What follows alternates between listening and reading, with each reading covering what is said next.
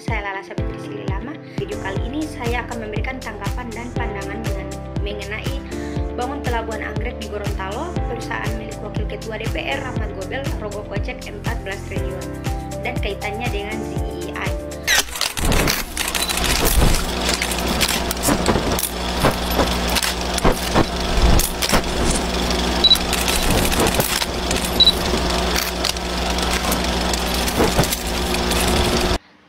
Jadi tanggapan saya tentang investasi pelabuhan anggrek di Gorontalo dan kaitannya dengan ZEI.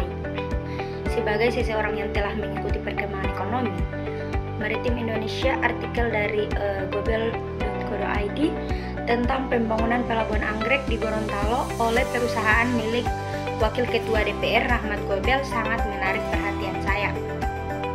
Dengan investasi sebesar 14 triliun ini bukan hanya proyek bisnis biasa, tapi contoh nyata bagaimana ZEI atau Zona Ekonomi Eksklusif Indonesia bisa menjadi penggerak perekonomian nasional melalui investasi swasta. Mari saya bagi pandangan saya tentang menghubungkan kemanfaat ekonomi ZEI yang sudah saya bahas sebelumnya berdasarkan informasi dari link ini. Peningkatan PDB melalui kontribusi sektor maritim adalah pelabuhan anggrek di Gorontalo yang terletak strategis di pesisir Sulawesi akan memperkuat ekspor impor melalui laut termasuk perikanan, migrasi barang, dan pariwisata bahari. Ini langsung berkontribusi pada PDB nasional seperti yang saya sebutkan sebelumnya. Tentang ZEI, dengan investasi 14 triliun dari Rahmat Gobel, proyek ini dapat meningkatkan aktivitas ekonomi di wilayah timur Indonesia yang selama ini kurang berkembang. Bayangkan, dampaknya semakin banyak devisa dari perdagangan laut yang dapat mendorong pertumbuhan ekonomi regional dan nasional. Selanjutnya ada pencipta lapangan kerja. Proyek ini diperkirakan menciptakan ribuan pekerjaan di sektor maritim, mulai dari konstruksi pelabuhan hingga operasional logistik dan industri. Hal ini selaras dengan manfaat ZEI dalam menciptakan jutaan pekerjaan bagi nelayan, pekerja tambang pantai, dan pelaku industri maritim.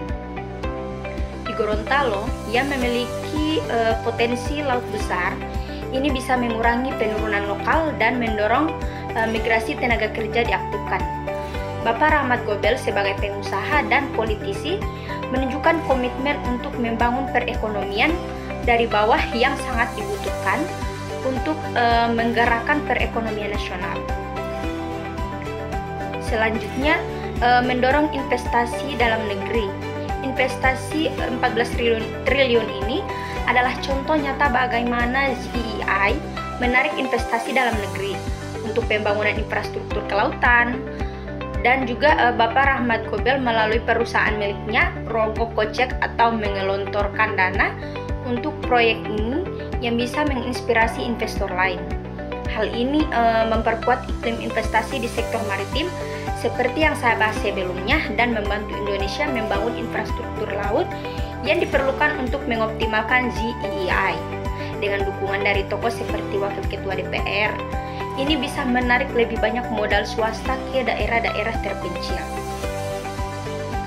Selanjutnya, pengembangan teknologi dan inovasi.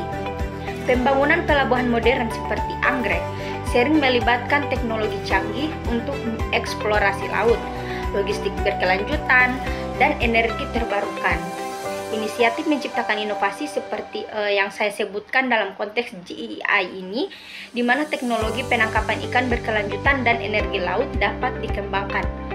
Proyek ini bisa menjadi percontohan untuk teknologi maritim hijau, mengurangi dampak lingkungan sekaligus meningkatkan efisiensi ekonomi. Bapak Rahmat Gobel dengan latar belakang teknologi bisnis seperti Gobel Group mungkin membawa inovasi ini ke Gorontalo, yang pada akhirnya posisi Indonesia di ekonomi biru global.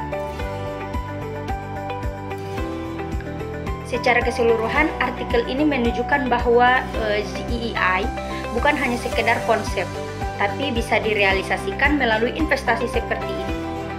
Bapak Rahmat Gobel memberikan contoh bagus bagaimana swasta bisa berkolaborasi dengan pemerintah untuk menggerakkan perekonomian nasional. Namun, Saya harap proyek ini dilakukan dengan transparansi dan keingintahuan agar manfaat dirasakan oleh masyarakat lokal tanpa merusak ekosistem laut. Ini bisa menjadi model untuk proyek serupa di ZEEI. Sekian dari saya. Wassalamualaikum warahmatullahi wabarakatuh.